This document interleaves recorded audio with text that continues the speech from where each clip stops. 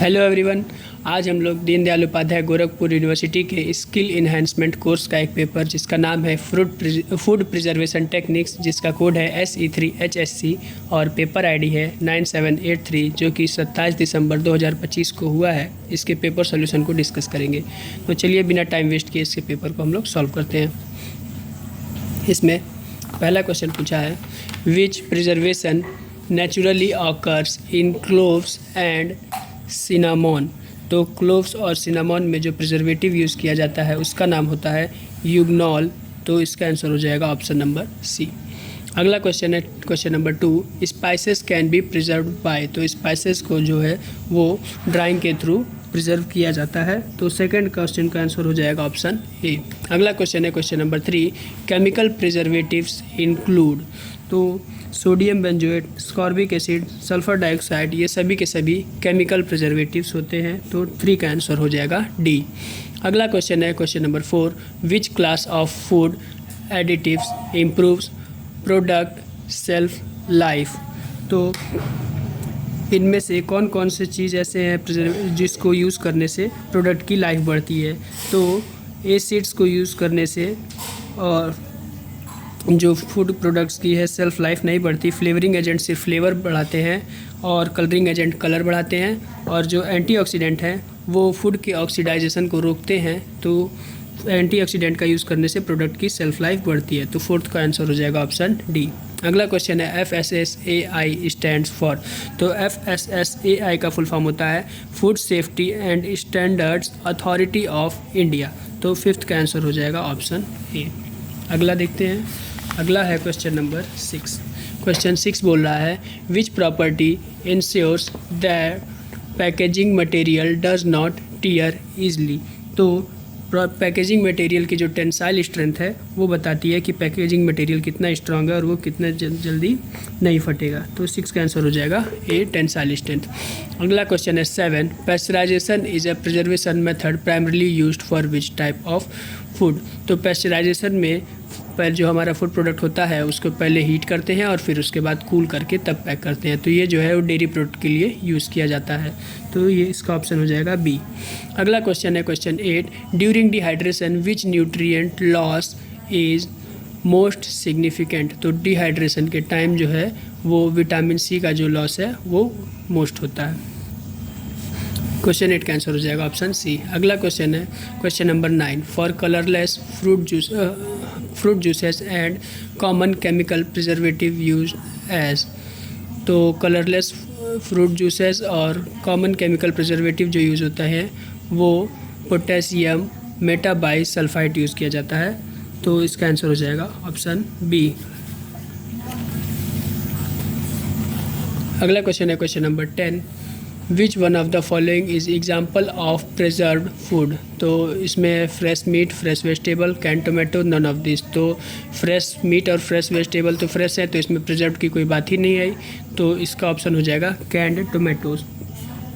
अगला क्वेश्चन है question number 11, what factors can affect the process of evaporation in food preservation.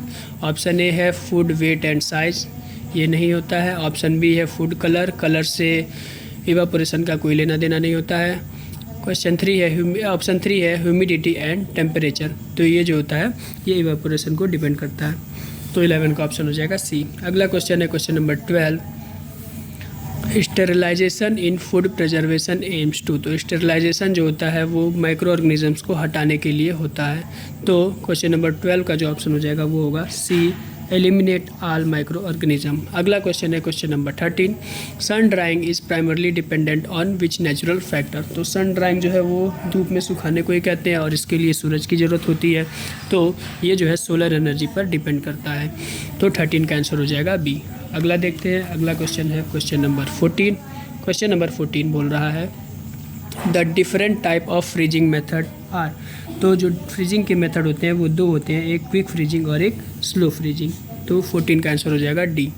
अगला question है question number 15, the purpose of using antioxidants as food preservative is. Option A है enhanced food aroma, दूसरा है be increase food moisture, तीसरा है prevent oxidative stress और चौथा है एक्सिलरेट माइक्रोबियल ग्रोथ। तो एंटीऑक्सीडेंट जो है वो ऑक्सीडेशन को रोकने के लिए किया जाता है। तो 15 का जो आंसर हो जाएगा वो ऑप्शन सी होगा। अगला क्वेश्चन है 16, function of food packaging is. तो फंक्शन ऑफ फूड पैकेजिंग में क्या क्या है? Containment, protection, communication. तो फूड पैकेजिंग में ये सभी के सभी फंक्शंस होते हैं, तो इसका आंसर हो जाएगा ऑप्शन डी। अगला क्वेश्चन है which packaging material have transparent and good barrier properties. तो ग्लास, मेटल, पेपर, इन तीनों में से ट्रांसपेरेंट मटेरियल जो होता है वो ग्लास होता है और इसकी पैकेजिंग क्वालिटी भी अच्छी होती है। तो 17 का आंसर हो जाएगा ऑप्शन ए।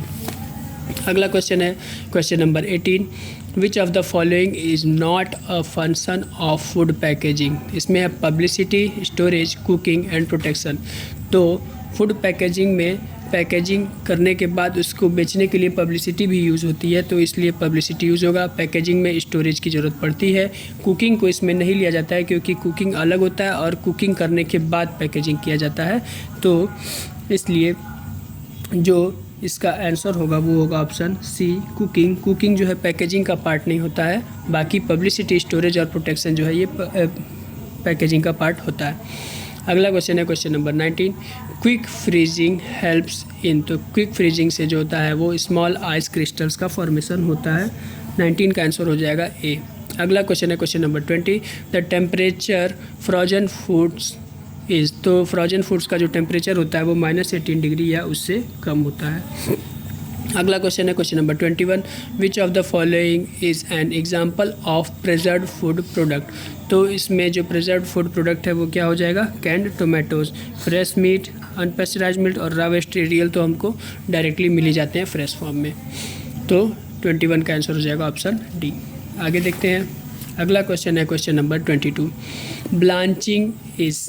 तो ब्लांचिंग जो होता है एक प्रोसेस होता है जिसमें फूड को पहले हाई टेम्परेचर पर क्या कहते हैं बॉयल करते हैं और उसके बाद फिर उसे कूल करते हैं। तो इसका देखिए जो ऑप्शन है वो 4th में लिखा है, rapidly heating and then cooling to food. तो 22 का आंसर हो जाएगा डी। अगला है question number 23, which factor does not effect food spoilage. तो फूड को स्पॉयल होने से कौन सा फैक्टर नहीं डिपेंड करता है? तो टेम्परेचर पे डिपेंडेंट होता है, ह्यूमिडिटी भी इफेक्ट करता है, ऑक्सीजन भी अफेक्ट करता है और कलर ऑफ फूड जो है ये उसके स्पॉयलेज को कोई इफेक्ट नहीं करता है। अगला है question number 24, what is the primary purpose of vacuum packaging. Vacuum packaging में जो है प्राइमरी पर्पस ये होता है कि उसमें से ऑक्सीजन को रिमूव कर दें ताकि फूड का जो है ऑक्सीडेशन ना हो पाए।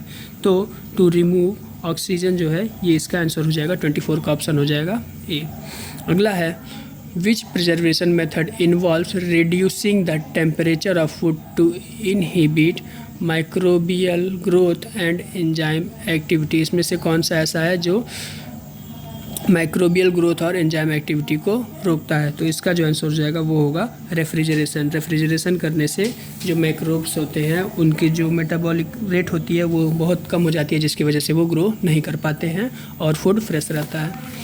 अगला क्वेश्चन है question number 26, what is the primary purpose of using high temperature in food preservation. तो प्राइमरी पर्पस जो होता है हाई टेम्परेचर का यूज़ करने का होता है वो माइक्रो ऑर्गेनिज्म को किल करने का होता है। तो 26 का आंसर हो जाएगा ऑप्शन सी। अगला है sugar acts as preservative in. तो शुगर को प्रिजर्वेटिव जो है जैम और जेली में यूज़ किया जाता है। तो 27 का आंसर हो जाएगा डी। अगला है question number 28, what does blanching do to food enzyme. तो ब्लांचिंग जो है वो जो फूड एंजाइम्स होते हैं उनको स्लो डाउन कर देता है। तो 28 का आंसर हो जाएगा ऑप्शन सी।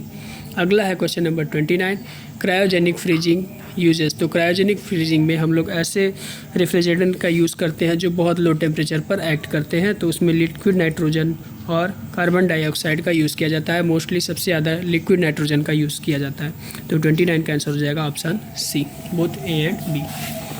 अगला क्वेश्चन है question number 30, the minimum fruit juice content required to fruit squash is. तो फ्रूट स्क्वैश जो होता है वो एक टाइप का जो फ्रूट जूस ही होता है, बस उसको कंसनट्रेटेड फॉर्म में रहता है जिसमें कि पानी मिला करके यूज़ किया जाता है। तो इसमें जो फ्रूट जूस का कंटेंट होता है वो 25% होता है। अगला क्वेश्चन है question number 31, which preservation process involves removing water from food to inhibit microbial growth. तो वाटर को निकालने के प्रोसेस को फूड से बोलते हैं डिहाइड्रेशन। 31 का आंसर हो जाएगा ऑप्शन ए। अगला क्वेश्चन है 32, what is the basic definition of food preservation. तो फूड प्रिजर्वेशन का बेसिक डिफिनेशन जो होता है वो होता है कि फूड को प्रिजर्व करके रखना जिससे कि वो ख़राब ना हो, स्पॉइल ना हो और उसकी सेल्फ लाइफ जो है वो बढ़ जाए। तो इसको ऑप्शन सी अच्छे से एक्सप्लेन कर रहा है, the process of delaying food spoilage and decay. तो 32 का आंसर हो जाएगा सी। अगला क्वेश्चन है question number 33, what is the primary purpose of food preservation. तो फूड प्रिजर्वेशन का प्राइमरी पर्पस क्या है, to extend shelf life of food. 33 का हो जाएगा ऑप्शन बी। अगला है 34, कैनिंग इज़ आल्सो कॉल्ड। तो कैनिंग को एपर्टाइजेशन भी कहते हैं। तो 34 का आंसर हो जाएगा ऑप्शन ए। अगला है question number 35, who is known as the father of canning. तो फादर ऑफ कैनिंग जो है वो कहा जाता है निकोलस एपर्ट को। इन्हीं के नाम पर कैनिंग का दूसरा भी नाम देखिए आप ऊपर लिखा है एपर्टाइजेशन।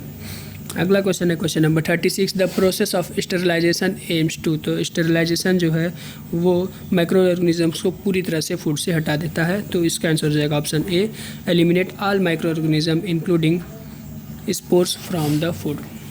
आगे देखते हैं। अगला क्वेश्चन है क्वेश्चन नंबर 37। क्वेश्चन नंबर 37 बोल रहा है, in high temperature short time method of pasteurisation milk is heated at temperature. तो short time method of pasteurisation में जो मिल्क है उसको 72 डिग्री सेल्सियस पर 15 सेकंड के लिए हीट किया जाता है। अगला है question 38, pasteurisation was invented by. तो पास्चराइजेशन का इन्वेंट किया था लुइस पास्चर ने। इसका आंसर हो जाएगा ऑप्शन बी। अगला क्वेश्चन है मेथड ऑफ पास्चराइजेशन आर। तो पास्चराइजेशन के 3 मेथड होते हैं। एक होता है LTLT जिसमें कि लो टेम्परेचर पर लॉन्ग टाइम के लिए यूज़ किया जाता है, जिसमें कि हम लोग 63 डिग्री पर 30 मिनट्स के लिए यूज़ करते हैं।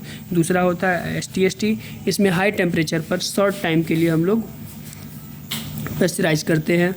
और अगला होता है UST जिसमें अल्ट्रा हाई टेम्परेचर पर हम लोग फूड को पास्चराइज करते हैं। तो ये तीनों के तीनों जो हैं वो फूड पास्चराइजेशन के प्रोसेस होते हैं, मेथड्स होते हैं। तो 39 का आंसर हो जाएगा option D, all of the above. अगला है क्वेश्चन नंबर 40, विच माइक्रो ऑर्गेनिज्म कॉजेज स्पॉइलेज इन कैंड फूड। तो इसका आंसर हो जाएगा क्लोस्ट्रीडियम बोटुलिनम। ये जो है ये कैंड फूड में जो है स्पॉइल करता है, क्योंकि ये एक टाइप का एनारोबिक माइक्रोब होता है जिसको कि जनरेट और ग्रोथ के लिए ऑक्सीजन की ज़रूरत नहीं होती है, जो कि कैंड फूड में ईजिली अपना काम कर सकता है।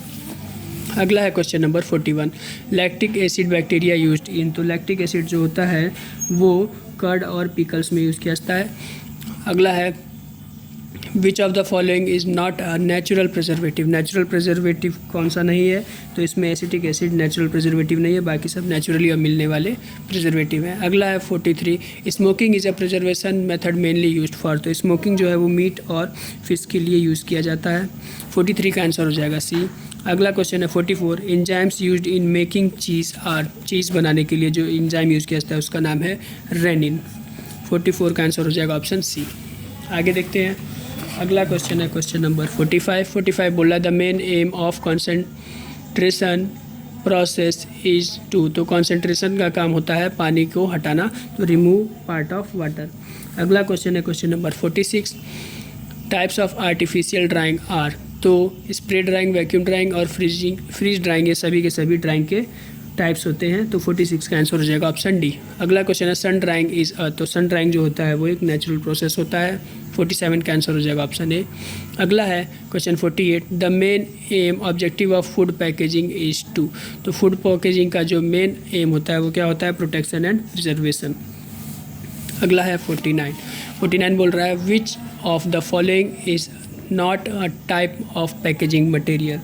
तो ग्लास, प्लास्टिक और एल्युमिनियम फॉयल जो है पैकेजिंग में यूज़ किया जाता है, कॉटन क्लॉथ को नहीं यूज़ किया जाता। तो ये इसका आंसर हो जाएगा। अगला क्वेश्चन है self life of jam and jelly mainly depend on. तो जैम और जेली का जो सेल्फ लाइफ है वो उसके प्रिजर्वेटिव पर डिपेंड करता है, जो कि होता है शुगर। तो ये शुगर के कंसंट्रेशन पर डिपेंड करता है। इस तरह से हमने सारे 50 क्वेश्चंस को सॉल्व कर लिया है। तो आपका कितना क्वेश्चन सही था कमेंट करके ज़रूर बताइएगा। Thank you.